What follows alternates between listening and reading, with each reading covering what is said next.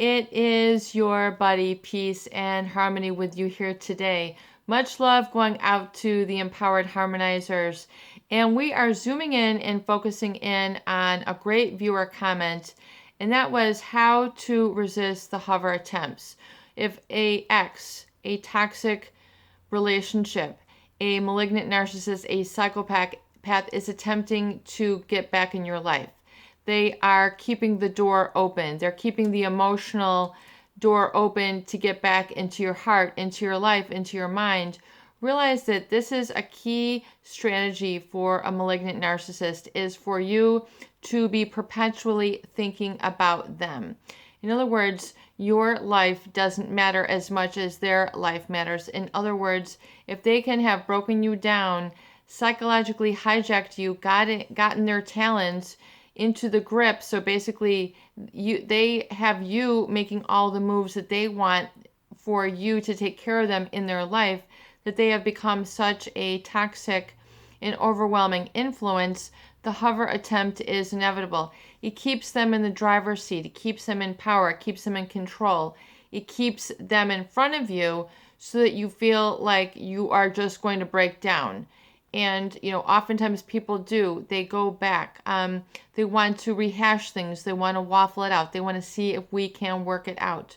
Once you know what you know about what you have experienced and what you've learned about different people and different personality types, why don't you give yourself credit where credit is due and begin to learn those lessons and stick to it and remind yourself? I mean, that is what they're banking on, is that you're going to forget all those things that they had done to hurt you or displace you or devalue and discard you. It is the people who have put up with too much, that they have such a high tolerance to abuse, that they think, well, this is just what relationships are. There's going to have to be some gnashing of the teeth going on. There's going to have to be some subligation of the jaw. There's going to have to be some backaches, heartaches. Yes, every relationship does have that. But eventually you should be able to, work together and then soften each other as you go. So it's, with the narcissist, they will cause you to lose your edge to the point where you're ground down and then they are all edge. And that basically that you can't get your footing back. You can't really have the justification that you need that will ever have weight or anchoring in your mind. So too much is anchored on them and not enough is anchored on you and what you want. In other words, people end up giving up what they want or de-identifying with what they want to re-identify with the abuser. In other words, it's a way for them to get out of accountability for their life. It's just, well, if I can be accountable for the narcissist's happiness, if I can be accountable for the psychopath's happiness, then that's good enough for me.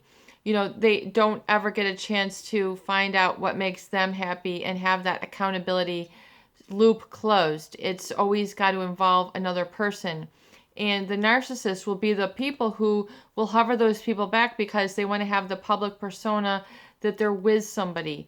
And that it edges people out. But furthermore, it's like the narcissist will describe relationships as like a buffer to the evil. So they will see others as a buffer to life. In other words, to keep and insulate them rather than being happy and dealing and working through their earlier anger issues or their own abandonment issues or emotional neglect.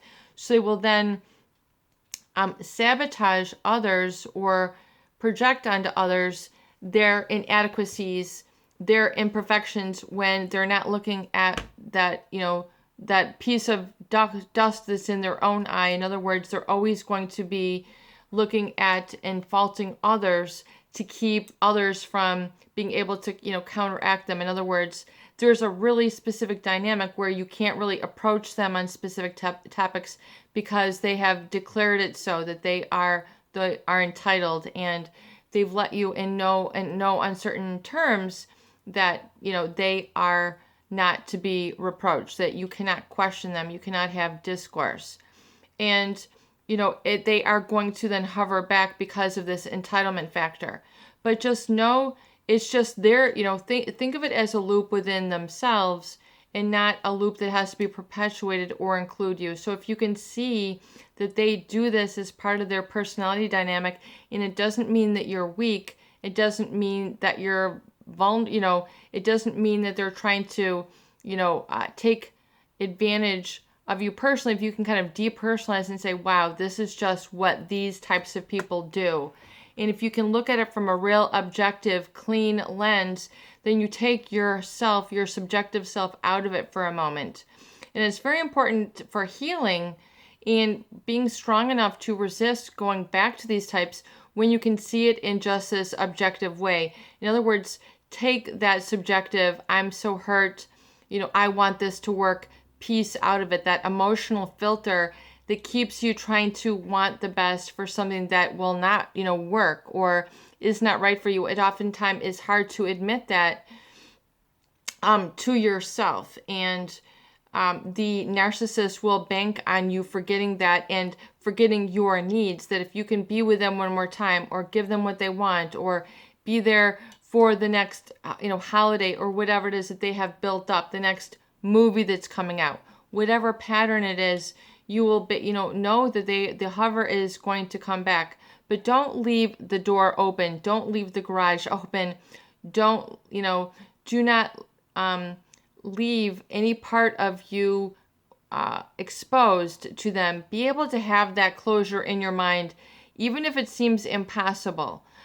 Just repeat to yourself, I know that this is important for me to close the loop. I know that this is important for me to heal myself. I know it's important for me to take care of myself. I know it's important for me to be accountable for myself. I am doing this. I am moving on.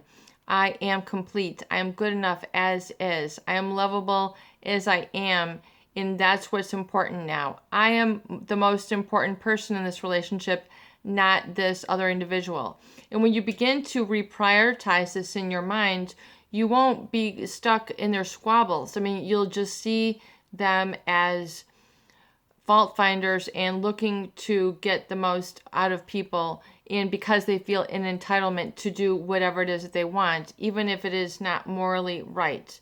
It can be reprehensible.